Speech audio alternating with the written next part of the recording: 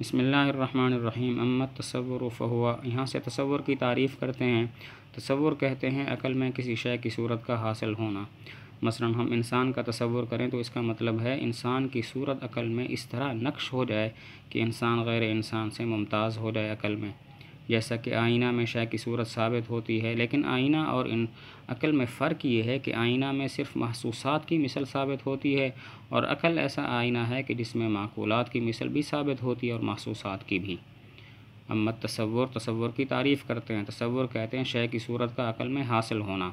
مثلا انسان کے تصور کا معنی ہے کہ انسان کی صورت عقل میں اس طرح نقش ہو جائے کہ انسان عقل میں غیر انسان سے ممتاز ہو جائے، جیسا کہ آئینہ میں شے کی صورت نقش ہو جاتی ہے، ثابت ہو جاتی ہے، لیکن عقل اور آئینہ میں فرق یہ ہے کہ آئینہ میں صرف محسوسات کی مثل ثابت ہوتی ہے، اور عقل ایسا آئینہ ہے کہ جس میں معقولات اور محسوسات دونوں کی مثل ثابت ہوتی ہے۔ ترجمہ دیکھتے ہیں۔ اما التصور، بہرحال تصور، فہو حصول صورت الشیء فی العقل، تو وہ شے کی صورت کا حاصل ہونا ہے عقل میں۔ فلیس معنی تصورنا الانسان، پس نہیں ہے ہمارے انسان کے تصور کرنے کا معنی، الا ان، مگر یہ کہ ترتسم صورت منہ، نقش ہو جائے اس کی صورت عقل میں، بہا یمتازو، کہ اس کی وجہ سے ممتاز ہو جائے انسان غیر انسان سے، عند العقل، عقل کے پاس، کما تثبت صورت الشیء فی المرآۃ، جس طرح کہ ثابت ہوتی ہے شے کی صورت آئینہ میں، الا ان المرآۃ، مگر یہ کہ آئینہ، لا تثبت فیہا، نہیں ثابت ہوتی اس میں مگر محسوسات کی مثل، والنفس مرآۃ، اور نفس ایسا آئینہ ہے، تنطبع فیہا، کہ نقش ہو جاتی ہے اس میں معقولات اور محسوسات کی مثل۔ اور فقولہ ہوا حصول، ایک فائدہ بیان کیا کہ ہوا حصول صورت الشیء فی العقل، یہ مطلق تصور کی تعریف ہے، تصور فقط کی تعریف نہیں ہے۔ لأنہ سے ایک سوال کا جواب کہ پیچھے تذکرہ تو تصور فقط کا ہوا، نہ کہ مطلق تصور کا، پھر یہ کہنا کیسے صحیح ہے کہ یہ مطلق تصور کی تعریف ہے؟ سوال یہ ہے کہ تذکرہ متن میں تصور فقط کا ہے، نہ کہ مطلق تصور کا، تو یہ کہنا کیسے صحیح ہے کہ وہ حصول یہ مطلق تصور کی تعریف ہے؟ جواب دیا کہ جب تصور فقط کو ذکر کیا تو دو امروں کو ذکر کیا، تصور مطلق اور تصور فقط۔ تصور فقط کا ذکر تو ظاہر ہے، اور تصور مطلق کا ذکر اس طرح ہوا کہ تصور فقط مقید ہے اور مقید میں مطلق کا ذکر ہوتا ہے۔ چونکہ پیچھے تصور مطلق کا ذکر بھی ہو گیا، لہذا اس کو تصور مطلق یا مطلق تصور کی تعریف بنانا ٹھیک ہو جائے گا۔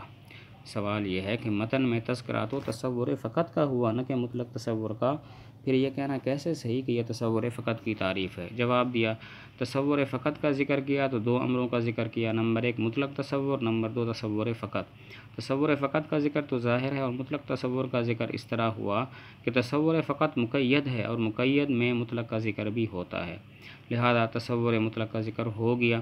جب اس کا ذکر ہو گیا تو اب ہوا حصول کو مطلق تصور کی تعریف بنانا ٹھیک ہو جائے گا۔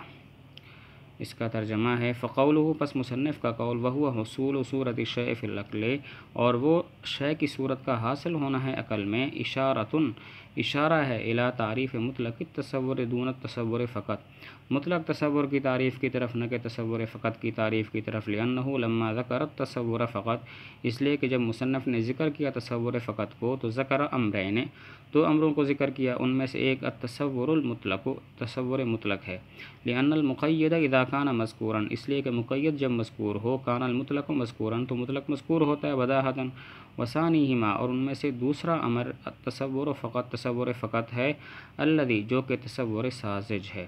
فذلک الضمیر اما، ایک سوال کا جواب ہے۔ سوال یہ ہے کہ کیا وجہ ہوا حصول کو مطلق تصور کی تعریف بنایا، تصور فقط کی تعریف نہیں بنایا؟ جواب دیا، اگر اس کو تصور فقط کی تعریف بنائیں تو تعریف دخول غیر سے مانے نہیں ہوگی، یہ تصدیق پر بھی صادق آئے گی، کیونکہ تصدیق میں بھی ہوا حصول صورت الشیء فی العقل ہوتا ہے۔ اسی وجہ سے مطلق تصور کی تعریف بنایا، جو کہ تصور فقط کو بھی شامل ہے اور تصدیق کو بھی شامل ہے۔ سوال یہ ہے کہ کیا وجہ ہوا حصول کو مطلق تصور کی تعریف بنایا، تصور فقط کی تعریف نہیں بنایا؟ جواب دیا، اگر اس کو تصور فقط کی تعریف بنائیں تو تعریف دخول غیر سے مانے نہیں ہوگی، یہ تصدیق بر صادق آئے گی، کیونکہ تصدیق میں بھی تو حصول صورت الشیء فی العقل ہوتا ہے۔ تو اسی وجہ سے اس کو مطلق تصور کی تعریف بنایا، جو تصور فقط کو بھی شامل ہے اور تصدیق کو بھی شامل ہے۔ فذالک الضمیر، ترجمہ کرتے ہیں، فذالک الضمیر، تو وہ ضمیر، اما ان یعود الی مطلق التصور، یا تو لوٹے گی مطلق تصور کی طرف یا تصور فقط کی طرف۔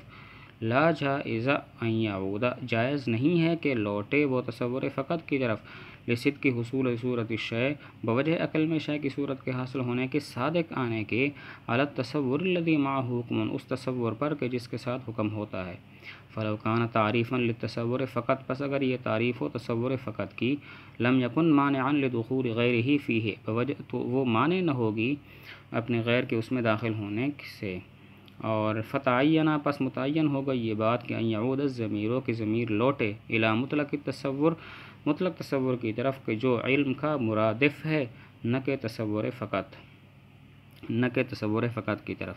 فیکون، پس ہوگا شے کی صورت کا عقل میں حاصل ہونا، تعریفاً لہو، مطلق تصور کی تعریف۔